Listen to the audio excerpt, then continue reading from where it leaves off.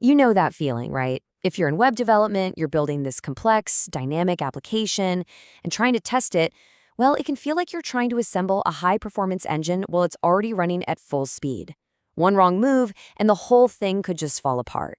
Today, we are diving into a tool that's designed to bring some serious order to that chaos, Cypress. All right, so here's our game plan. We're going to kick things off with the big problems Cypress is trying to solve. Then we'll introduce the tool itself and check out its game-changing features. After that, we'll see it in action in a massive, real-world project, put it head-to-head with its biggest competitor, and finally help you figure out if it's the right choice for you. Okay, let's get into it. First things first, let's set the stage. Why is testing modern web apps so darn challenging? Well, the stakes have never been higher, and honestly, neither have the risks. This analogy just hits the nail on the head, doesn't it? Modern web apps aren't just static pages anymore. They're these living, breathing systems with a million moving parts. You've got JavaScript frameworks, APIs, microservices, all talking to each other in real time. And that complexity means that even a tiny, seemingly harmless change can cause a ripple effect and break something totally unexpected. And look, when things go wrong, the fallout isn't just some tech problem. It hits the business, and it hits hard. You miss deadlines, which means you blow through the budget. Features don't work right, so you end up with a low-quality product. And what's the ultimate cost? Users lose faith, and your company's reputation takes a real hit. This is the high-stakes world that's crying out for a better way to test. Okay, so in response to all of these modern challenges, a new generation of tools has popped up. So let's introduce the star of our show, Cypress, a testing framework that was built from the ground up specifically for the modern web. So what is Cypress really? Well, think of it like a Swiss Army knife for modern web developers. It's an open source, all-in-one framework that's built with JavaScript, specifically for JavaScript applications. And it's designed to cover the whole shebang, from testing the tiniest little component all the way up to simulating a user's entire journey through your app. Now, this slide right here, this is the secret sauce. This is what makes Cypress fundamentally different from everything that came before it. You see, traditional tools, they're like a puppeteer pulling strings from the outside, sending commands over a network to the browser. But Cypress, it runs inside the browser, in the very same loop as your application. This gives it native access to literally everything. And that direct connection means no more network lag, which makes tests way, way faster and a whole lot more reliable. It's not just an improvement, it's a completely different way of thinking about testing. So, that unique architecture isn't just a cool idea on paper. It unlocks a whole bunch of powerful features that completely change the experience for developers. Let's take a look at what makes Cypress feel so different when you're actually using it. We can basically think of these as Cypress's superpowers. You get to watch your tests run live, you can debug by literally time traveling through your test steps, it automatically waits for things to load, gives you full control over network traffic, and it even records videos of every single test run. Let's zoom in on a couple of my favorites. And this is one of the most beloved features, time travel. I mean, just imagine, your test fails. Instead of digging through endless log files and just guessing what went wrong, you can just hover over each command in the Cypress test runner, and it shows you a snapshot of your application at that exact moment. You can see what the app looked like before a click and what it looked like after. It is an incredibly powerful and intuitive way to figure out what's going on. Okay, this right here gets to the heart of one of the biggest headaches in automated testing, flakiness. You know, a flaky test, the one that passes sometimes but fails other times for no apparent reason, it's usually because of some random timing issue. Well, Cypress's solution is just brilliant. It automatically waits for your commands and assertions to pass. You don't have to litter your code with manual waits and sleeps anymore. It just works, making your tests so much more reliable.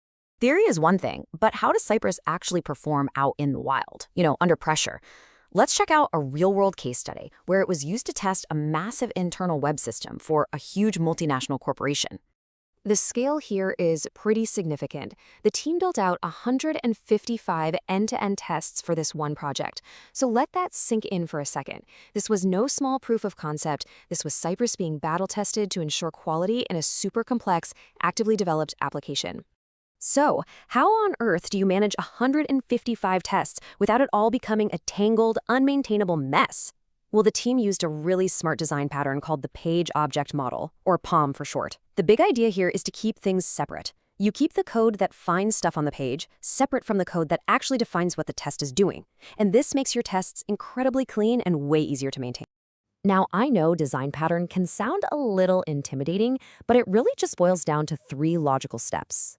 First, you define all your UI elements. Second, you create the actions a user would perform on those elements.